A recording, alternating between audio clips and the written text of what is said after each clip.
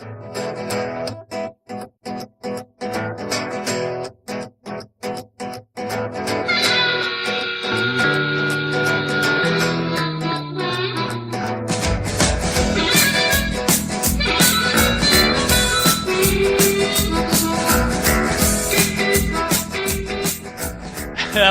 and welcome to I Think You Think. We were...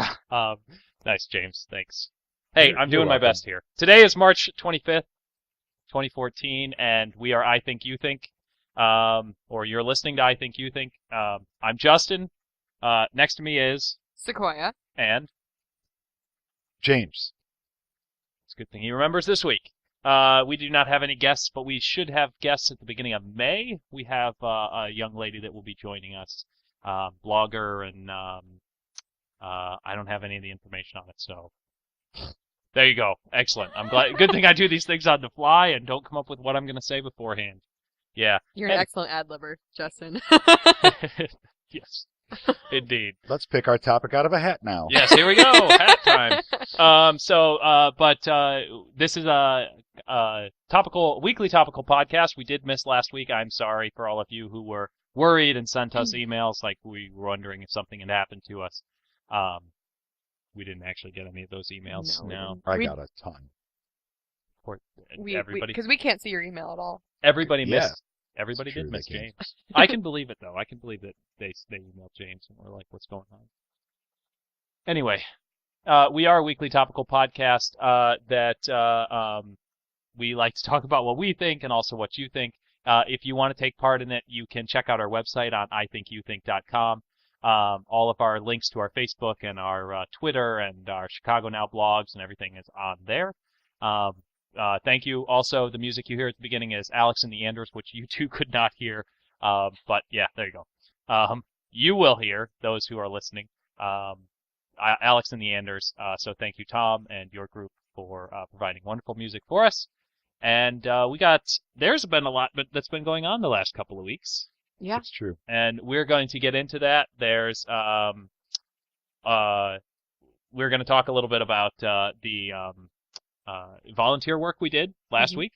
Fred Phelps, the wonderful person who started, what is the name? Westboro Baptist Church. Of course Yes. he knows. Thank you. Who started the Westboro Baptist Church. He died recently. Fuck the Westboro Baptist Church. Like you say that like we can't hear you, like you're being secretive about it or something. I was trying to block the microphone. Try to keep it as PG-13 as we can. Probably didn't work. There was also Harold Ramis, and we'll talk about that. And then another very close. And yes, those of you that have been listening to or watching the podcast for a long time know that I used to have a little co-host, Podcat. Unfortunately, I found out that he passed away, so I'll miss you, Podcat. Indeed. So it was a lot of fun when we used to podcast through Google Hangouts, which is how we started, which obviously we are getting away from. So we shouldn't have any kinds of issues anymore. The other thing that's... Why you got to say that right away? Except for last week. Oh, power outage. Except for last week when I couldn't get anything to work. So hopefully we won't have any more. Yeah, which is why we missed last week, because it got to be like 8 o'clock, and we were like, okay, yeah, this has been cute. I was pulling my hair out, and I was ready to just punch everything. I think I was doing homework at that point. It was bad. It was bad. Yeah. We played video games for a little bit afterward. Yeah, we did. Yeah, so I did it didn't turn into a complete waste. But we do. It does seem like everything is working okay now, so we will continue going. But before we get started, what's been going on in our lives for the last 3 weeks now since... I don't really want to talk about it because I just work way too much. I work like 40 hours in the last 3 days. Today's my only day off this week. And so yeah, that is all, unfortunately, that is going on in my life really right now. Just too much work. No, there's got to be something else. Something more entertaining than that. Coffee is delicious. Okay. That's all you can Are you playing any other games right now? No. Well, you've been working too much. Yeah. I mean, I have been watching Cosmos and some other stuff that I DVR that I've been enjoying. Hey, don't get into Cosmos. That's next week. I just said I was watching it. It's spoiler alert for next week. Oh, sorry. No, it's more like an illusion or foreshadowing. True that. Maybe it's a simile. Oh my god, don't even get started on that. What, you don't like it? No, one of my classes recently got held up because nobody knew what a metaphor was. Anyway, thank you to the American education system. So I was like I described what a metaphor and a simile was, and I was just like, can we just move on? They're basically the same except for like and as. Exactly. The like as and similes. Yep. And if you're wondering, she is not in elementary school. She's in college. Yes. Yeah. Indeed. Full-fledged college. So, what has been going on in your life? Well, like I said, I've been working on my application for the, We got to remind her to keep her voice down. Her application for getting an inside voice. maybe I should just take the headset off. And... I'm just going to take this off now. Another, here, I'll do the same thing. Okay, because I mean, they don't actually, it's just in my face now. So. I've got it set up so I can hear you. So okay, so you can hear me just fine. I can hear you guys just fine. Okay, good. So I've been working on my application for the internship that I'm, crossing my fingers, hopefully going to get. I've actually been, like, taking it kind of easy. Like, I'm on spring break. I haven't really been working as much. Sort of cut back a little bit lately, and I've just been kind of, like, sitting around and doing nothing. I redecorated my apartment. Got crafty. And you bought something new as well? You were I bought an Xbox 360 and a TV. I actually, I bought a lot of things I bought real people furniture. I bought a real nightstand. Yeah. So, nice. I was going to buy a chair, but then they were out. Do you have Xbox Live now? Yes, I do. Oh, so I do. I'm a little offended that you haven't tried to friend me or send me a message. To be honest with you, I set it up, started Netflix, and I haven't really done anything with it since. Okay. Because even though I've been, like, taking it easy, I've also been, like, not home a lot still. So I haven't really had the mental capacity to sit down and, like, really mess around with it. Okay. And I only own BioShock Infinite right now. Okay. Yeah. Which does have some multiplayer, but it's all competitive stuff, right? I've never messed around with the Yeah. multiplayer. Yeah. So I don't really know. Yeah. I definitely was hoping to get, like, Diablo 3 next, Right. like a real multiplayer one, something like that. Yeah, so. Diablo 3 will be good because then all three of us can. I wonder if. Well, we'll have to get her up to level 60 first before we can try to take on the Inferno Master 4 with the. What do we Blah, got? blah, blah. But yeah. You have to doesn't remember, really matter, it's a but- Blizzard game and it has to do with leveling. I haven't even That's played what you say. I But haven't played World of Warcraft in like 2 weeks, by the way, guys. wow, are you still paying for it? I am, because Yeah, 2 I weeks want in. to play it. I just, like, every time I start it up, I end up getting distracted and not actually doing it, so I've just been not playing it. Nice. Yeah, and I'm never home, like, ever, so.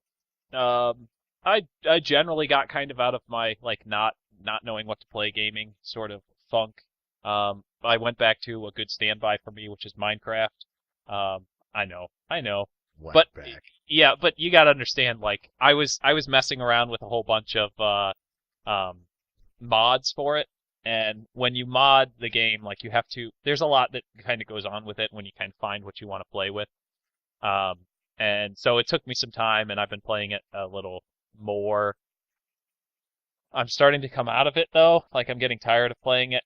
My son wants to play it, but when he wants to play it, he wants to play it in the creative mode where there's no real challenge, and like gets dull and boring to me very quickly. I have never played Minecraft, or even really had any chance to mess around with it, so I don't even really know, like, how it works or what it is or anything. Well, there's a free one that you can play in browser. Okay. That you can, I think, play co-op too as well. It's harder to do co-op in that game because of the way it's set up, but it really doesn't really matter. I'm not gonna sit here and talk about Minecraft the whole time. I just want to bring something up really fast because in the bottom you have like a little hair stuck to your microphone. Oh, I do? And it's like driving me crazy. It's on the bottom. Do you guys like that sound? Do you like that? It like literally. Is it gone? No, it's not. Get I'm it just off! Don't. That. Do you see that? That little tiny thing Wow. was driving me absolutely up the wall. Also, And that's it. James Thank you for jumped joining ship. us. Yes, thank you for joining us. James just like got up and was like, I'm done with this. I'm He's done talking with about podcasting. Minecraft again. Uh, I'm gonna go make coffee. I did also. I bought on Steam because it was on sale. Spawn is not the right word. Spore is the word that I'm looking for. And all of the spores because they were $5 each. So I got it and whatever. But Spore is like it's a really quirky sort of game where you evolve the character over time and they get new traits and they get stronger, faster, or smarter or whatever based on these traits. And it goes from microbiology when you're single-celled all the way up until your galactic civilization. Cool. So it's not quite as huge as it seems. It's actually the same game in like 5 different stages. Just, in the first one it's eat things and don't get eaten, and then later on it gets just slightly more complex. But it's like do all of these things to get the bar to go up to get to the next level. So it's pretty straightforward. But yeah, this was supposed to be yeah. Welcome back, James. Oh, He was gone?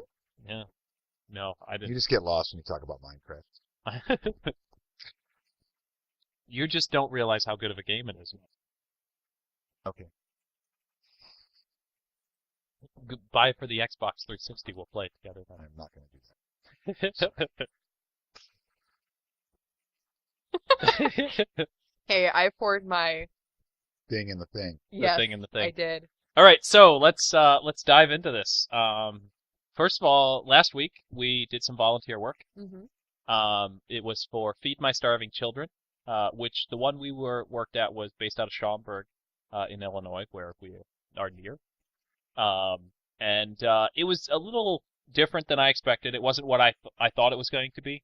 Not in a bad way. I just the only kind of food, not pantry, but type stuff that I've ever done is you have like bags of bread and stuff, and you pack bags that go off to people, or you back a backpack or something that goes to school children or their home or whatever. And it's food that's already prepackaged and everything like that. But this was a little bit different. James, that was your second time. Why don't you go ahead and tell everybody a little bit about it? Well, I guess in reference to what you were saying, the stuff that you did before was probably more stuff that's going to children and families in the U.S. This, what we were doing, is more stuff that gets shipped internationally. And basically, they try to make it fun. The group gets together. You have different people doing different things to pack these boxes of stuff. We packed enough for 43. What we packed in that one day, it was a group of us, plus there were a couple other groups there, was enough for 43 children to eat for a year. And we were only there packing for about an hour and a half. Yeah, your shift is 2 hours, but there's a little portion at the beginning, about 10 minutes, where they kind of introduce you, and then there's another 10-minute time where they kind of train you on it, and then there's about a 10-minute wrap up at the end. Yeah. So it's really, and it didn't seem that long. I mean, I could have done it for at least another hour and a half, if not longer, before I was going to start getting bored. I was having a lot of fun. Yeah. It was great. I really enjoyed it. Though I do have some bad news a little bit, is that one of my friends went and did it later on in the week. They beat us. Beat the pants off of us. Because we almost did 2 to 1. Yeah, I guess they had a larger group, but what did we packed something like 73 boxes? 72 boxes. They packed like 119. Yeah, but we like the minimum they wanted was 40 because of the amount of people that were there. So that's kind of the I don't know what their minimum was, but still 119. I wonder if they had all the tables going, because we only had 3 full tables going. Right? Like no, 2. We had 40 people. Yeah. There was 40 people altogether that were there that day. And they say that their goal is to hit 1 box per volunteer in that session, and we were close to doubling it. Yeah.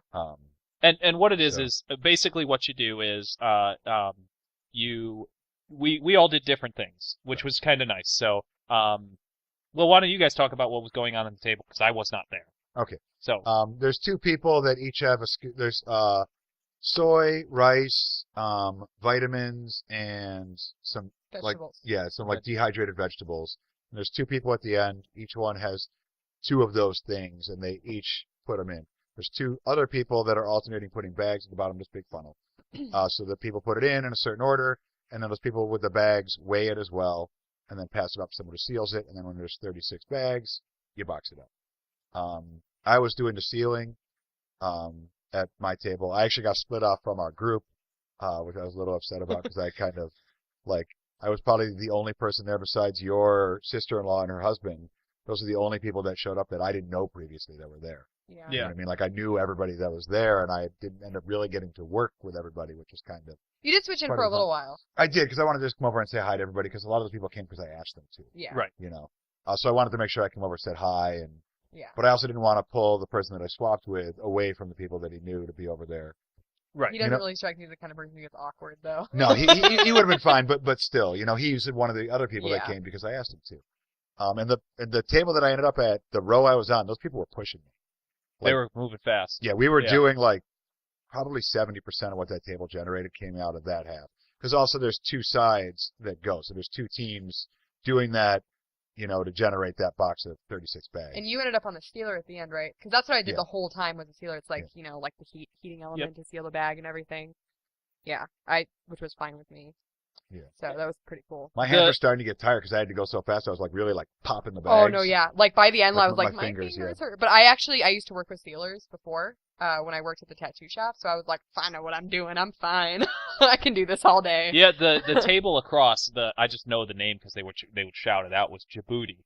The tables are named based on these different countries. countries Kenya, that I think, was they've one of them. donated to. Yeah, Peru. Yeah. Yeah, so Woohoo, it was Peru. Djibouti, yeah, because nobody really got into like the yelling stuff out. I was hoping people would like be yelling things out a little bit Yeah. more. The first time I won, there were more volunteers. Like the volunteers, not us, but the people that actually work there, volunteers, were more interactive and kind of like got that going a little more at the tables because you kind of got to pull people out of their shell to do that a little bit. Yes. And the volunteers that were running it this time were great, but they weren't doing that part of it. Right. And like really kind of getting people to do that a little bit.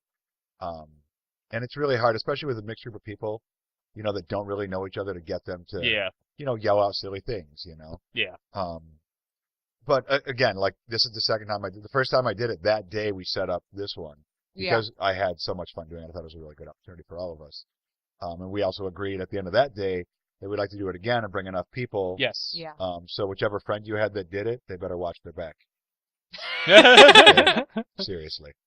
So, Just saying. Well, I'm probably gonna invite her because we do want to do it again. We want to bring a much larger group. Yep. Right.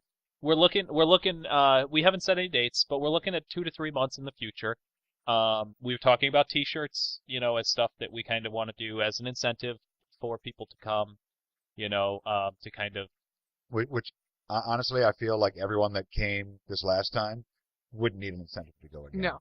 Like you walk out really feeling good because you are doing good, and they give you like the 43 people getting fed for a year really kind of puts it in perspective what you've done, but it's also fun. I think it's a really good introduction to volunteer work. Yes. Yeah. Because you get that good feeling, but you're having fun doing it anyways. There's a lot of volunteer work out there that's going to be more difficult and not as rewarding in the process. Right. You'll still get that feeling at the end because you did something good, but not just kind of fun and interactive the way it was. But yeah, like 2-3 months from now. We'd like to do it again. We want to pack all their tables. So I think we had talked about we got to get about 90 to 100 people is what And that's considering a couple dropouts, but yeah. Yeah. So we will be talking about it more in the future. We'll get dates. But it was a lot of fun. It is a lot of fun, and anybody who is nearby, who listens to the show on a regular basis, it would be great to have any of you.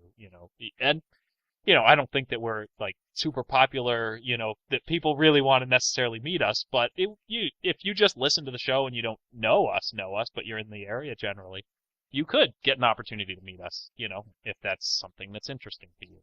And if that's not it, just being a part of the volunteer event, and we'll have more information on that in the future. We kind of got to work it out. When's going to work for us collectively before we can really start setting things in stone.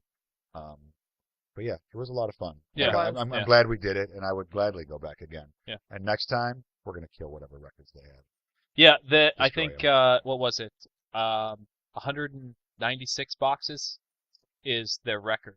Is what? 196. We can do that. Yeah. Oh yeah.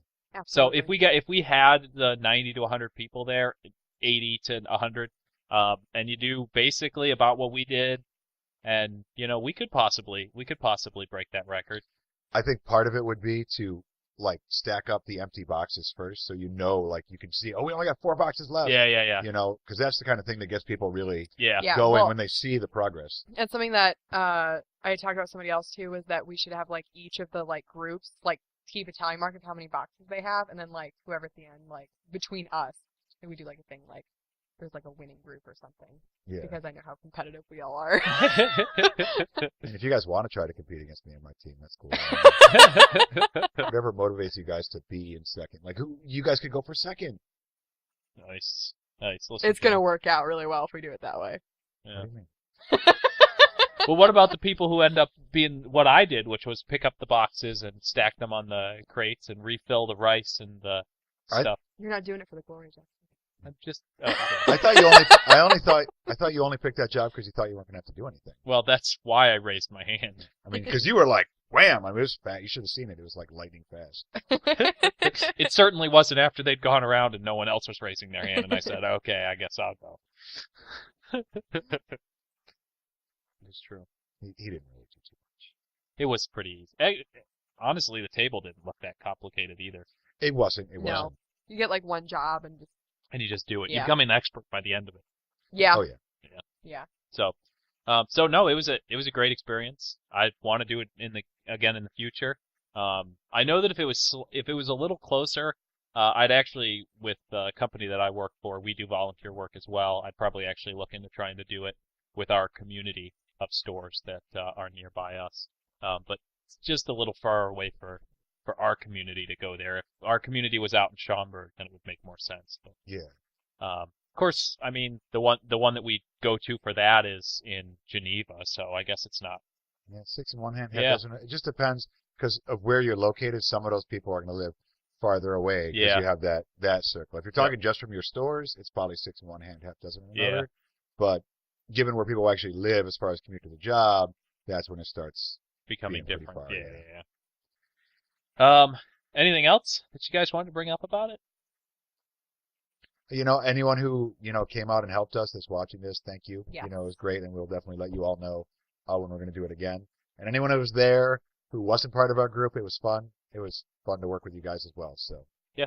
And the Feed My Starving Children also favorited our tweet from that day. They too, did. Which was Yes. very awesome. Yes. So, So- if you follow us on Twitter, you can go back to that tweet from that day, and you can follow Feed My Starving Children.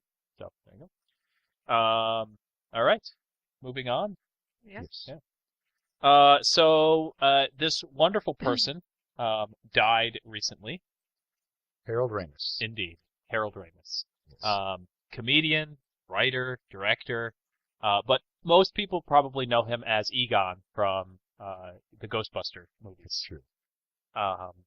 And I was actually, when I was looking up information on him, the picture that popped up when Google showed it, it was a picture of him most recently, and he still looks a little bit like Egon, but significantly older, and Yeah. and I'm expecting, because it's just what we get in our mind. I was expecting a picture that looked like Egon, and it wasn't, and I was like, oh, that doesn't look like him.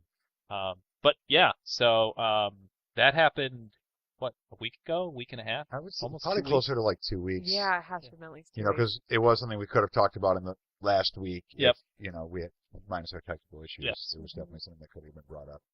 So, But yeah, I mean, and if you go to his IMDb or whatever, his Wikipedia, I mean, there's so many great movies that he's been a part of, Like, as far as movie comedies, like, he put his stamp on every decade he was active. Like, Mhm. significant, like, top 10 movies of that decade. Mhm. He was extremely prolific and really, I don't know, he had an amazing talent, and he's definitely a loss. Mhm. anything?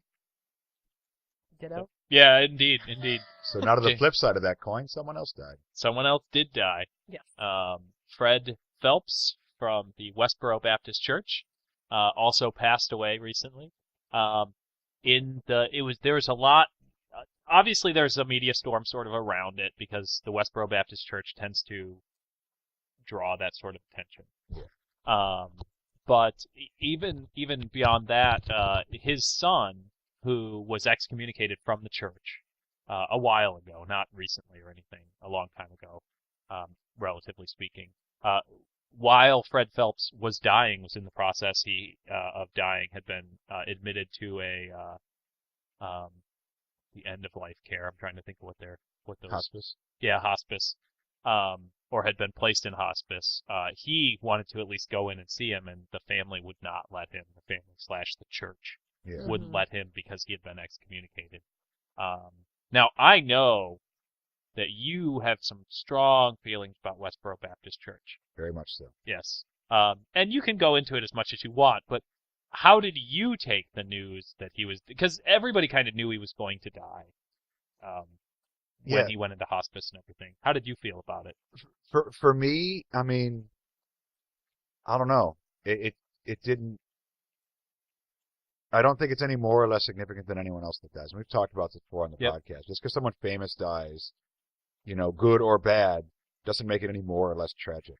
I know there's been some talk. I don't know if his funeral's actually already happened, but there was some stuff about people getting Wanting out there to about picket. Yep. Yeah, but I'd say no way. I would never do that. And I think if you picketed his funeral, it's just as bad as the stuff they did.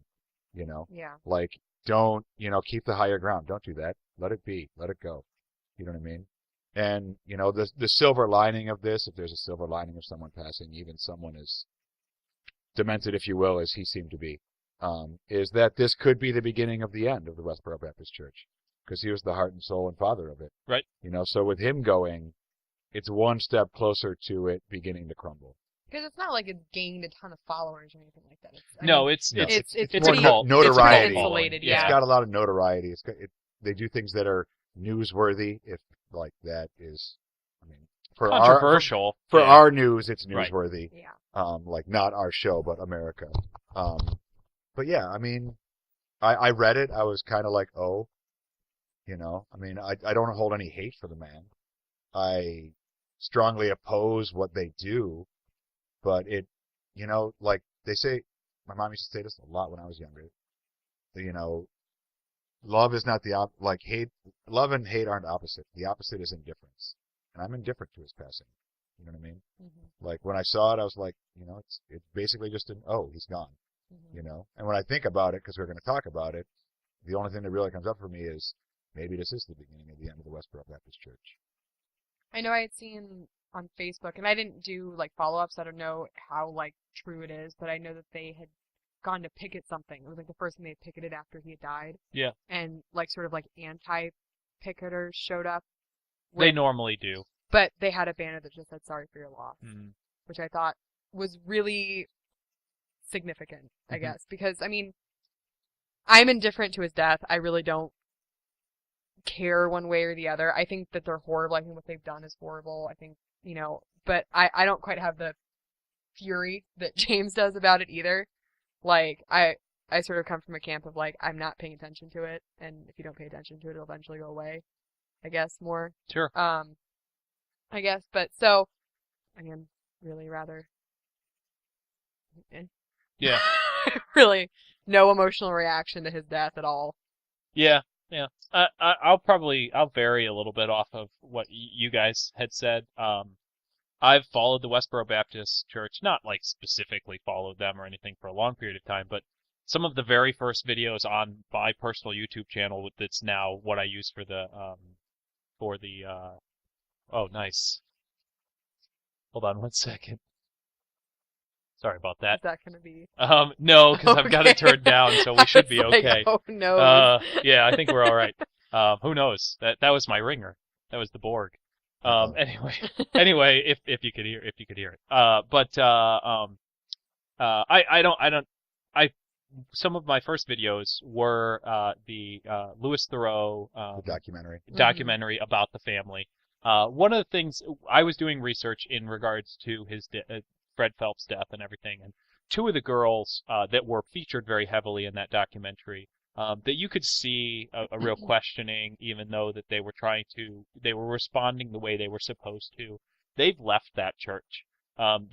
They're still Christians, which I don't have any personal feelings about that in regards, but they've moved on. They're actually trying to help people that they'd hurt in the past, that the church had hurt, not that they personally hurt. Right.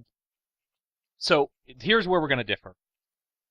I have a problem with the fact that they picket and the places that they choose to picket. Mm-hmm. However, I'm a huge, staunch supporter of First Amendment and their right to do it. Oh no, I agree with you completely. I think they're jackasses for what they do, but I stand behind 100% them doing it, they can do it. Mm-hmm. And that's the same way I felt about the people who wanted to picket. his funeral. My thought is, if you want to do it, fine. But I agree with you two in the sense that I think it gives power to something that you shouldn't give power to. You just Right. let it go. You Yeah. just go, listen, the guy was an idiot. He had some really screwed up ideas, and they're not what a normal human being has for another human being, Right. you know? And the best thing you can do for somebody who presents those ideas is to let history forget them. Mhm. Let him be forgotten, or even better possibly is to almost remember anything that he did that was good and try to push away those things that he did that was negative. Well, the most, from my perspective, that he did that was good, if you will, is his hatred, the reactions of other people to it, and the stuff that generated. We talked about that when we talked about the Westboro Baptist Church, because it's created amazing things. You know, when society goes, I don't like that, and like varying groups of people get together to stand between them and what they're trying to do, Right. also utilizing their First Amendment rights. Right. Not stand between, but utilize the same rights to Yeah. do the same thing to help to try to protect people who shouldn't necessarily have to necessarily be subjected to them. Right. Yeah. Right. I remember there was, it went to court whether or not they could picket funerals. I remember this, like, I think I was living with my parents when it went to court, and I remember, like, sitting there thinking, like, I hate what they're doing, and I hate their message, but if the Supreme Court tells them they can't do this, that's scary. Well, you got to remember that even rights from the Bill of Rights, there are limits. You Yes. can limit rights Yes. all the time. It happens all the time. But I felt like that would be saying something about the First Amendment if they said they couldn't do it. To a certain extent, but the First Amendment doesn't guarantee you the right to yell fire in a crowded theater. That's true. You know, there are limits to First Amendment rights. Yes. You know, you can't stand up on a plane and say, I've got a bomb. I mean, you can, but you could be There in will be a lot of consequences. trouble Yes. and some serious consequences. Yes. So, you know, don't do that. The I Think be You smart. Think crew highly advises against such behavior. Indeed. Our lawyers tell us we have to say this. But yeah, Do not try and this at home. in not to go off on a different tangent, but there are lots of rights, including gun rights, that we can put. There are limits that take place. You're Wow. just really popular. today, Well, Justin. my boss is on vacation. The store manager is on vacation. And I believe that that's one of my employees that are calling me, so they're probably having some sort of issue at work. But they will have to wait for at least another 10 minutes. I'm sure it's not, as long as the place isn't burning down, which I doubt it. And if so, you shouldn't be first on the call list. Yeah, yeah. The 911. fire department, indeed. Followed by security operations center for our company. So there you go. So maybe we are on the same page to a certain extent, but I don't see a point to picketing his Yeah, funeral you at know, all. I don't think anyone should ever picket a funeral. I just No. don't. Yeah, Like, I don't know if it should be within their rights to do it or not. I'm not sure how I really feel about that. I feel if that was not allowed, you know, because there are limits. Like, I don't think Right. they can go like into the actual graveyard portion of the funeral. right, Mhm. correct, because that's private property. Right. Exactly. So I'm not sure how I feel about that, but I think it's more of a statement, like when the press shows up at his funeral, that none of these people that he's shown hatred for have a moment for him. Like Yeah. they haven't shown up. Mhm. Yeah. They're off doing their own thing. They haven't shown up to protest. All it Yeah. is, you know, his family, the family that they'll let in. You know what I mean? Yeah. Yeah, I think that's a much more powerful message Yes. than armies of protesters. because it says you've done nothing. Right. You've done all of this shouting, all of this kicking your feet and screaming and throwing a fit and temper tantrum, and in the end, nobody gives a damn Right. about it. Yep. And you're dead. Yeah. You know? We'll stand up anytime we have to get between you and something else, but besides that, we have zero time. Yeah. Yeah. You know, you're irrelevant in the other times. Because indifference really is, like, I think, The true the most, opposite. yeah, Yeah. it really is the most powerful. I actually remember a moment with Wonder Twin once when I told somebody I was indifferent to their plight, and he turned around and he was like, "She don't even care." He was like, "That's real pain right now."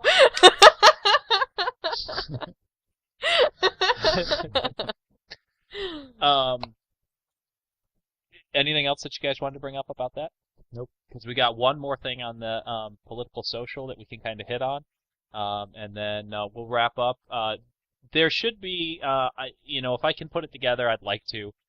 Pictures, some video, stuff like that of the Feed My Starving Children that I'll try to tack on probably at the end of this. You can even put them while we're talking about I can, it. yeah, I can put it because with things not being live now, I have more options. It requires a little bit more work, but I'm more interested in a better quality going out. The live didn't really ever work the way we wanted it to, so I think this will work out a little better. But anyway, Russia and Ukraine are in the middle of a little spat over Crimea, which, for those who don't know much about geography, and the only reason I know is because I sort of looked it up, is Russia and Ukraine are relatively close to each other, but there is a sea nearby. And Crimea is a peninsula off of Ukraine. And a peninsula is, for those who don't remember their elementary level geography, is a landmass surrounded by on three sides by water. And so Crimea, even though it's connected actually to Ukraine, is slightly closer to Russia, just in terms of they fought over it during in the past one of the I assume one of the world wars. I feel like I'm an idiot for not knowing this. It's been an area of land that's been under dispute before. Yes. Yeah. And Crimea originally a majority of the population there does actually speak Russian. And basically what happened is they had a vote, and the people voted that they wanted to be part of Russia, which that doesn't happen. If Texas decides that they want to not be part of the United States, they can't just hold a vote and now they're not part of the United States. I mean, they can, but then you have a civil war, basically, is what's going to end up happening. And so that's basically Russia kind of marched in and told all of Crimea's military to get out. And that's what's going on right now, is Russia is taking over all of these military bases, and the West is saying, Russia, you can't do this. On the Daily Show, they were making fun of our Secretary of State, John Kerry, for saying that you can't just invade a country because it's in your best interest, or so, which is ironic. Yeah, I know, ironic, right? Let's review our foreign policy. and so all this is going on, and I don't know. I don't actually think that we're going to go to war with Russia. I think that we're too intertwined. Economically, socially, but it sort of reminds me of all of the little things that happened in the lead up to World War I. Just like one tiny little country getting mad at another tiny little country, and then there's all of these networks of treaties and everything that come into play because this little country is angry at this little country and they're fighting over it, and now the entire world is involved because of this. Yeah, I think it's more difficult to get to that point now. Yeah. And wars aren't the same as they were before, because No. you're not landing troops the same way. So it's much easier to engage and disengage.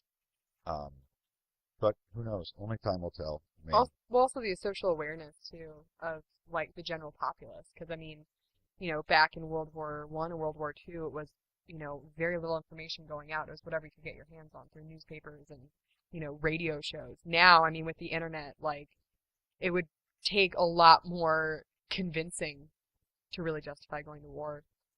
Yeah, you could, during that time, during World War, at the very least, people should be familiar with a lot of the World War II pro-America, pro-ally, news reports and everything like that. It on both sides, they were propaganda for both sides to make Germany is right in this sense. Don't think that's over today. Yeah, no, right. No, it's not. It's still the major news networks are. It really just depends on if you're watching Glory. MSNBC or Fox. Right.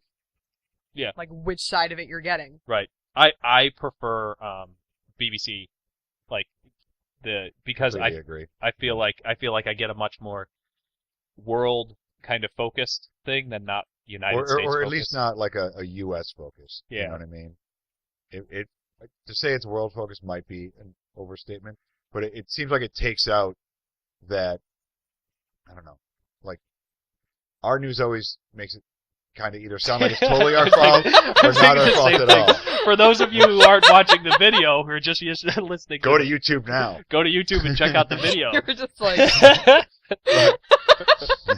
I lost my point. You guys go ahead. Do your thing. well, I mean, like I listen to NPR. You think. I listen to NPR for a lot of my. don't make obscene hand gesture. They were only obscene because you made them obscene. Okay, you were listening to hipster radio. I'm listening to hipster radio. Well, I guess hipster. I guess could be hipster. I was listening to NPR, and in the mornings, they do a news report that's like 20 minutes long. It's all BBC, which is nice because I like to get that. And then my wife's a huge Anglophile, so she loves, Britain and the UK and everything like that. And everything, for those who are interested, everything is still going in the right direction for her, going off to University of York. She was accepted. I did say that, right? Yeah. Right now, all we're waiting for is finding out how much they're going to give her financially, and then how much we're going to have to get out in loans for her to go. So, yeah. And for those who haven't, I wrote about this in my blog and some of my feelings about it. If you're interested, check it out on Chicago Now. So, anything else you guys want to talk about? No, Okay. I think we're good on this one. All right. Well, then, we should have some nice outro music if I can get this to work right.